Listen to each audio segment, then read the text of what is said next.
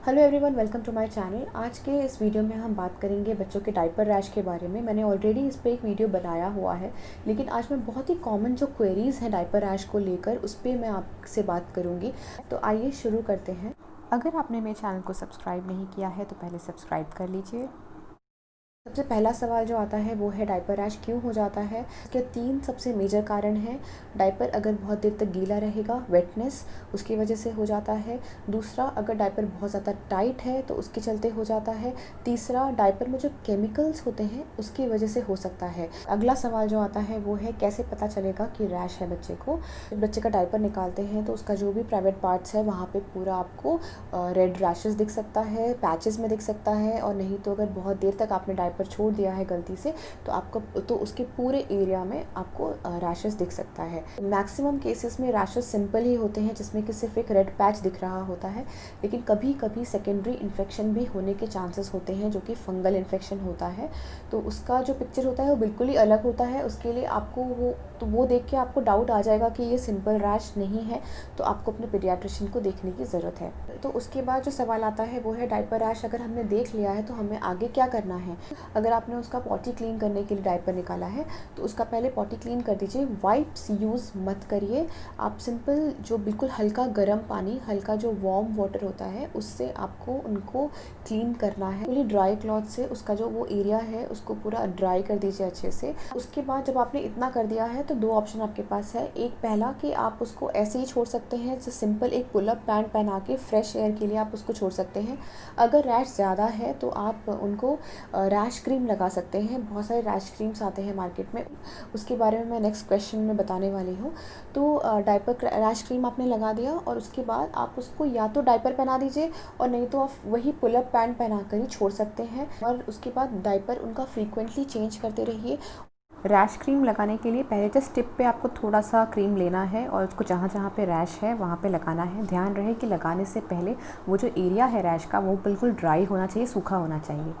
तो ये जितने भी स्टेप्स मैंने बताए हैं ये सारे स्टेप्स रिपीट होंगे जब जब आप उनका डायपर चेंज करेंगे। लोगों का ये मानना है कि बच्चे को अगर रैश हो जाता है तो हमें बच्चे को बिना डायपर के रखना चाहिए 2-3 दिन, लेकिन मेरा इसमें थोड़ा सा डिफरेंस है ओपिनियन में, क्योंकि मेरे पीडियाट्रिशियन ने भी यही बात मुझसे कही थी कि अगर आप बिना डायपर के बच्चे को छोड़ देते हैं रात को सोने के लिए तो उसके दूसरे साइड इफ़ेक्ट्स हो सकते हैं। जैसे कि अगर बच्चा गीला कर देता है, अगर बच्चा यूरिन पास कर देता है और आपकी भी नींद नहीं खुलती है, बच्चे की नींद नहीं खुलती है, तो बच्चा उससे बीमार पड़ सकता है गीले में सोने से। तो जब उनको रैश है तो आप उनको रैश क्रीम ओवरनाइट भी लगा के सुला दीजिए, तो मॉर्निंग तक में मैक्सिमम केसेस में रैशेस डिसअपियर हो जाते हैं। नेक्स्ट जो क्वेश्चन आता है वो है कौन सा डायपर रैश क्रीम लगाना है। अब देखिए, जो डिस्पोजेबल डायपर्स होते हैं और जो क्लॉथ डायपर्स होते हैं, ये दोनों अलग अलग डायपर्स हैं, तो दोनों का जो डायपर रैश क्रीम है वो भी अलग अलग तरीके का होता है। ये कोई पेड प्रमोशन नहीं है, ये बिल्कुल मेरा पर्सनल एक्सपीरियंस है कि अगर आप अपने बच्चे को डिस्पोजेबल डायपर पहना रहे हैं तो बिफोर नैपी बहुत ही अच्छा डायपर रैश क्रीम है। मैं वो बस एक बार ओवरनाइट यानी कि रात में लगा देती थी बच्चे को। अगर मैंने रैश नोटिस किया है रात को तो वो लगा के मैं छोड़ देती थी, मॉर्निंग में डायपर पहना के छोड़ देती थी, और रात मॉर्निंग में जब मैं देखती थी तो रैश पूरा ही हील हो जाता था उसका। तो ये बहुत ही वंडर क्रीम मुझे लगा है अपने बच्चे के लिए जब डिस्पोजेबल डायपर यूज़ करते हैं। इस रैश क्रीम में जिंक ऑक्साइड होता है, और जो जिंक ऑक्साइड होता है वो क्लॉथ डायपर में यूज़ नहीं किया जाता है। तो जिंक ऑक्साइड या फिर जो पेट्रोलियम जेली जो बेस्ड जो डायपर रैश क्रीम्स होते हैं वो आपको क्लॉथ डायपर में यूज़ नहीं करना होता है, क्योंकि कहते हैं कि ऑयल और नहीं तो जिंक ऑक्साइड की वजह से जो क्लॉथ डायपर है उसका एब्जॉर्बेंस पावर, मतलब कि जितना वो एब्जॉर्ब कर सकता है यूरिन, वो कम हो जाता है। तो इसीलिए वो रैश क्रीम इसमें रिकमेंडेड नहीं होता है क्लॉथ डायपर में। तो क्लॉथ डायपर के अलग से रैश क्रीम्स आते हैं, बहुत से कंपनीज़ का आता है, जैसे सेबामेड का भी आता है।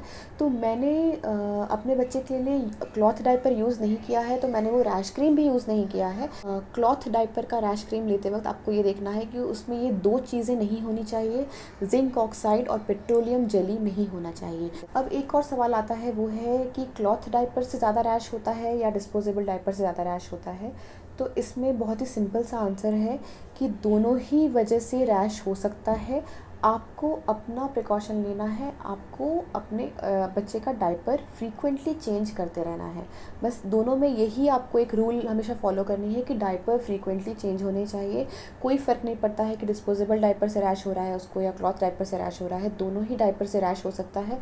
अगर आपने उसका डायपर बहुत देर तक छोड़ दिया है, 3 घंटे से ज़्यादा अगर छोड़ दिया है तो उसको रैश हो सकता है।